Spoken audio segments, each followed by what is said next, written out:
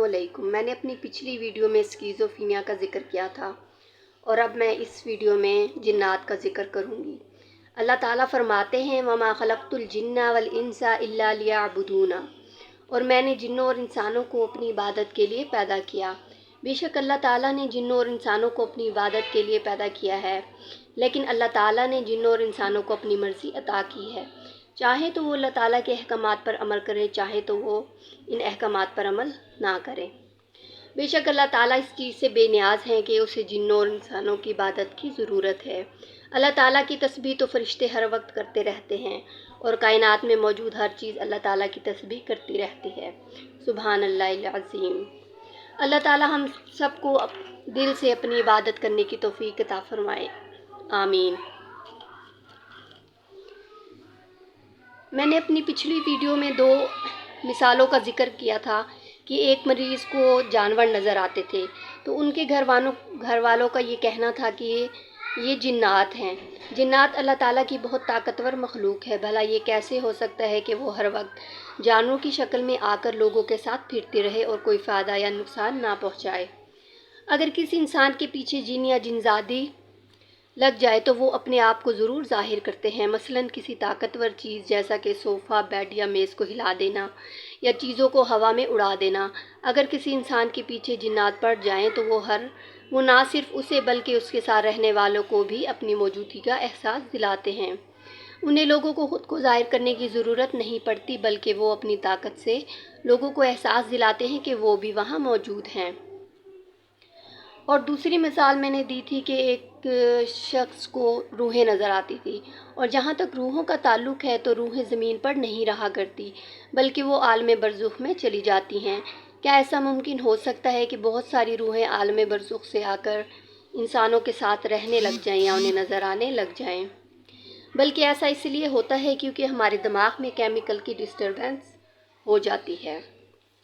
جس طرح انسانوں میں کچھ انسان اچھے اور کچھ انسان برے ہوتے ہیں، اسی طرح جنات میں بھی کچھ جنات اچھے اور کچھ برے ہوتے ہیں۔ انسانوں کی طرح ان کے بھی قبیلے اور خاندان ہوتے ہیں۔ جس طرح انسانوں کے لیے اللہ تعالیٰ نے حدود مقرر کی ہیں، اسی طرح جنات کے لیے بھی اللہ تعالیٰ نے حدود مقرر کی ہیں، اور وہ ان حدود سے باہر نہیں نکل سکتے۔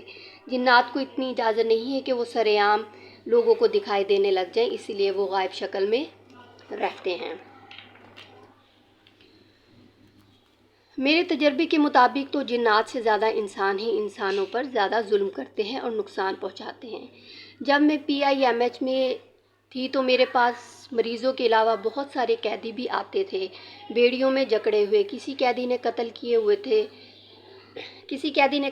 ہوتے تھے اور کسی نے زنا کیے ہوتے تھے، کسی نے چوریاں کی ہوتی تھی اور کسی نے بے بس لوگوں پر ظلم کیے ہوتے تھے۔ اللہ معاف کرے، کوئی ایک کیس ایسا بھی نہیں تھا جس میں نے یہ سنا ہو کہ جنات نے انسانوں کو قتل کیا یا ان پر ظلم کیا۔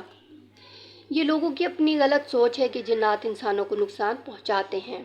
PIMH پاکستان کا بہت پرانا اور بڑا مینٹل ہاسپٹل ہے۔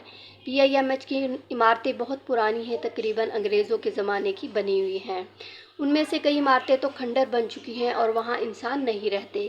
کئی درخت بھی ایسے ہیں جو کئی سال پرانے ہیں۔